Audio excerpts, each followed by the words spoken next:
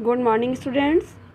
वर्ण वर्ण जैसा कि आप सभी जानती हैं कि वर्ण क्या होता है। वर्ण भाषा की वह सबसे छोटी इकाई होती है जिसको हम खंडित नहीं कर सकते या जिसके हम टुकड़े नहीं कर सकते। ये वे ध्वनि चिन्ह होती है जिसको हम विभाजित नहीं कर सकते। हम इसे किस प्रकार समझ सकते हैं कि भाषा की वह सबसे छोटी इकाई जिसके खंड या टुकड़े नहीं किए जा सकते वह वर्ण कहलाती है। इसका महत्व क्या है? वर्ण भाषा की बुनियाद है। इन्हीं के माध्यम से शब्दों की रचना होती है। यानी वर्ण नहीं होंगे तो हम शब्द की रचना नहीं कर सकते। भाषा के शुद्ध उच्चारण और शुद्ध लेखन के लिए हमेशा किसकी आवश्यकता पड़ती है? हमें वर्ण की। अब वर्णमाला होता है वर्णों का समूह। किसी भी भाषा के मूल ध्वनि चिन्हों के व्यवस्थित समूह को हम क्या कहते हैं? वर्णमाला। वर्ण के दो भेद होती हैं। पहला होता है स्वर और दूसरा क्या होता है? व्यंजन। स्वर वे होते हैं जिनके उच्चारण में हमें किसी भी वर्ण की सहायता नहीं लेनी पड़ती। उन्हें हम किसके नाम से जानते हैं? स्वर के नाम से। और इसके उच्चारण जब इन्हें बोलते हैं तो मुख से जो वायु निकलती है वो बिना किसी रुकावट के निकलती है, यानी उसको बोलने में किसी प्रकार की रुकावट नहीं आती। हिंदी में स्वर की संख्या कितनी है? 11। अब स्वर के वर्ण के दो भेद होते हैं, स्वर और व्यंजन। और स्वर के कितने भेद होते हैं? स्वर के 3 भेद होते हैं, ह्रस्वर, दीर्घ स्वर और तीसरा प्लुत स्वर। जैसा भी हमने क्लियर किया कि स्वर के 3 भेद होते हैं, ह्रस्वर, दीर्घ स्वर और तीसरा प्लुत स्वर। ह्रस्वर क्या होता है? वे स्वर जिनके उच्चारण में हमें बहुत कम समय लगता है उन्हें हम क्या कहते हैं? ह्रस्वर। इनके ये कितने होते हैं?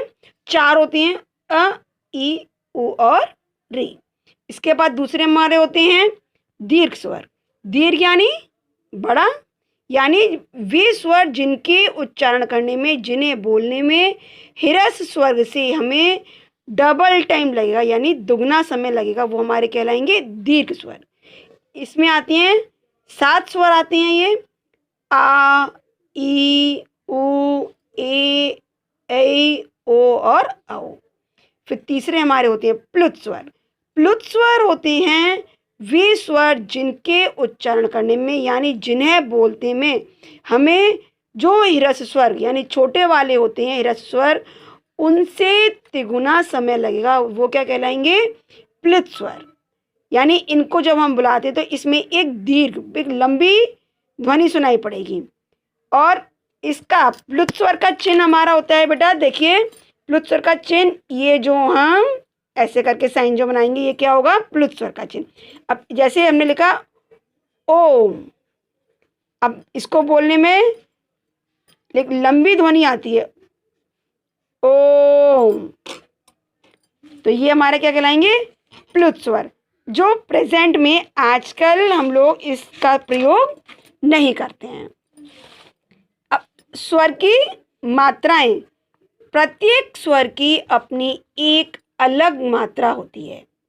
एक केवल छोटा आ ऐसा स्वर है जिसकी कोई मात्रा नहीं होती, बाकी स्वर की मात्राएं होती हैं।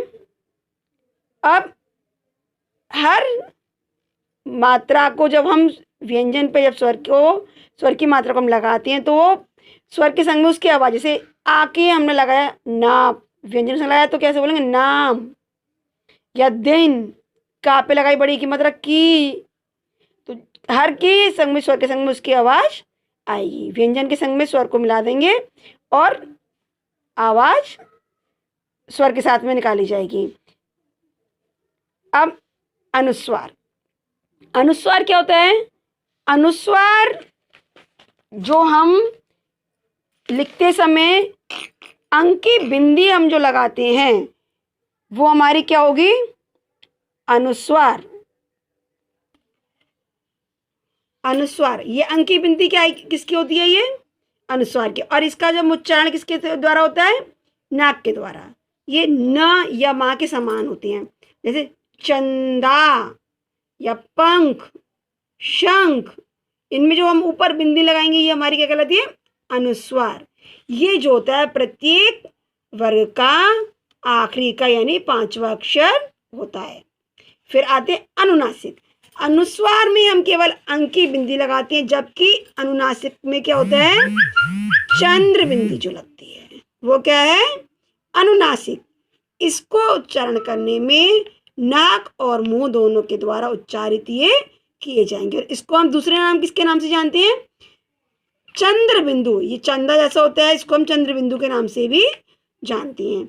इसके जैसे उदाहरण चांद या आंख, इसमें नाक और मुंह दोनों के द्वारा आवाज निकल रही है। तीसरा हमारे होते हैं विसर्ग। विसर्ग आप सभी जानते हैं, विसर्ग में हम 2 बिंदियां लगाते हैं और इसका प्रयोग अधिकतर किस में होता है, संस्कृत में। और जब हम उच्चारण करते हैं तो इन विसर्ग के संग में किसकी आवाज निकलती है, हा की। जैसे पुनः, प्रातः, अतः, ये विसर्ग होते हैं हमारे। फिर हमारी आती है आगत ध्वनि। आगत ध्वनि कहते हैं यानी अर्धचंद्र। अर्धचंद्र, इसका प्रयोग अंग्रेजी भाषा के शब्दों में किया जाता है। अर्धचंद्र में हम क्या करेंगे, केवल आधा चांद बना देंगे, बिंदी नहीं लगाएंगे। और जब कोई भी अंग्रेजी का जो शब्द होता है उसको जब हम हिंदी में लिखते हैं तो इसका प्रयोग होता है, जैसे बॉल, डॉक्टर, कॉपी, एक्सेट्रा इत्यादि।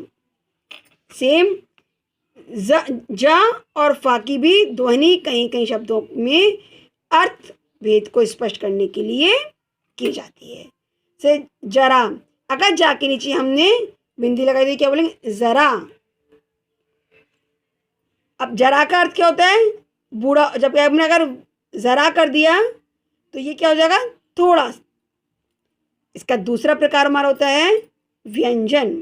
व्यंजन जिन वर्णों का उच्चारण स्वर की सहायता से किया जाता है वो हमारे क्या कहलाएंगे, व्यंजन। और व्यंजन का उच्चारण जब हम करते हैं तो हमारी ध्वनि कहाँ से निकलती है, मुख के द्वारा। व्यंजन 33 होते हैं और का वर्ग के चा वर्ग, टा वर्ग, ता वर्ग, पा वर्ग, अंतस्थ और ऊष्मा, ये हमारे सारे व्यंजन होते हैं। कुल मिलाकर हमारे व्यंजनों की संख्या हो जाती है 39। का वर्ग में का वर्ग के व्यंजन, चा में चा के, टा सेम इसी प्रकार सारे हमारे आएंगे।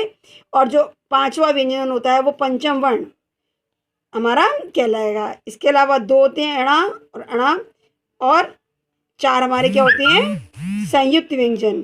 संयुक्त में क्ष, त्र, ज्ञ और श्राश्र। व्यंजन के 3 भेद होते हैं। पहला स्पर्श व्यंजन, अंतस्थ व्यंजन, और थर्ड हमारा होता है ऊष्म व्यंजन। स्पर्श व्यंजन जिन व्यंजनों का उच्चारण करने पर मुंह से ध्वनि निकलेगी और हवा उच्चारण करते समय स्पर्श यानी छूकर बाहर निकलती है। क के, कावर के या च, टावर, तावर और पावर के सारे व्यंजन जो होते हैं कुल मिलाकर हो जाते हैं 25 और एक इसमें आते हैं स्पर्श व्यंजन में। फिर दूसरे हमारे आते हैं अंतस्थ व्यंजन। एक बात ध्यान से सुनिए, जो वर्ग हम बोलते हैं या का वर्ग या चा वर्ग, टा वर्ग, ये क्या होता है, प्रथम जो वर्ग होगा, वर्ण होगा, एक वर्ग का जो प्रथम वर्ण होगा उसके आधार पर इसको हम निर्धारित करते हैं। हमने बोला का वर्ग यानी का वर्ग के सारे व्यंजन इसमें आएंगे, या टा वर्ग, चा वर्ग, पा वर्ग, तो सारे व्यंजन उसी में आएंगे। फिर हमारा होता है अंतस्थ व्यंजन। अंतस्थ व्यंजन कौन से होते हैं, इन व्यंजनों को उच्चारण स्वर एवं व्यंजन के बीच होने के कारण इसे क्या कहेंगे, अंतस्थ व्यंजन।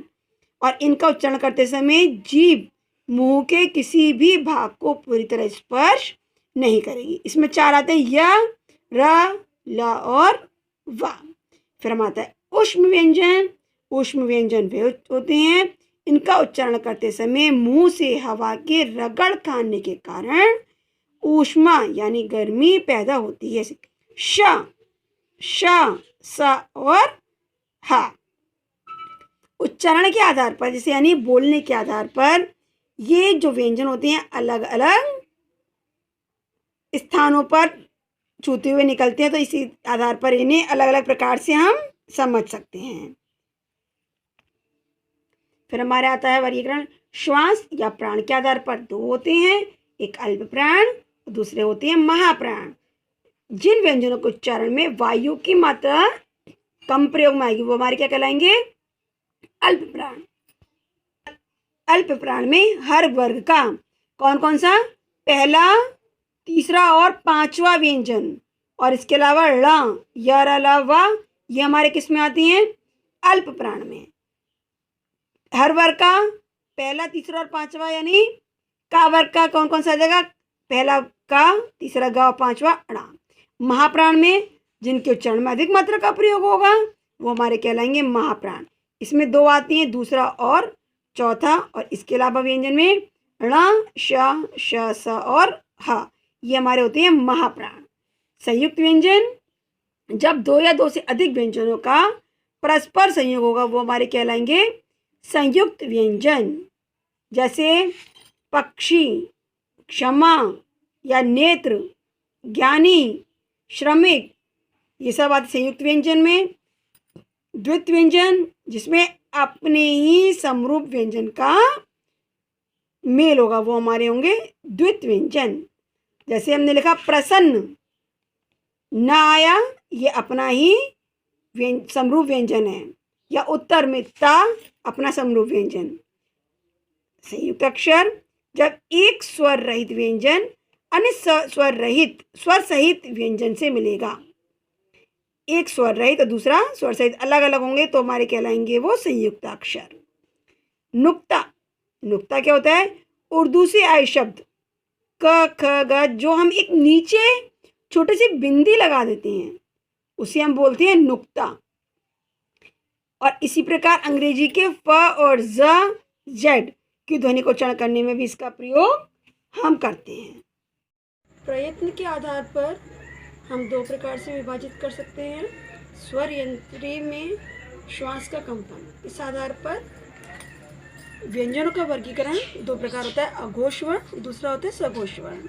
अघोष वर्ण वे वर्ण होते हैं जिनके ध्वनि उच्चारण में जो हमारी स्वर यंत्रिका होती है उसमें किसी भी प्रकार का कंपन नहीं होता, और इसमें प्रत्येक वर्ग का पहला और दूसरा वर्ण आता है। जैसे क, ख, च, छ, ट, ठ आदि। दूसरा होता है सघोष वर्ण। सघोष वर्ण वे होते हैं जिनके उच्चारण में तीसरा, चौथा और पांचवा वर्ण आएगा, और इसमें स्वर यंत्रिका में कंपन होगा तो वो हमारे क्या कहलाएंगे? सघोष वर्ण। इसमें जैसे क और ख अघोष वर्ण, ग, घ, अण, ये हमारे आते हैं सघोष वर्ण में।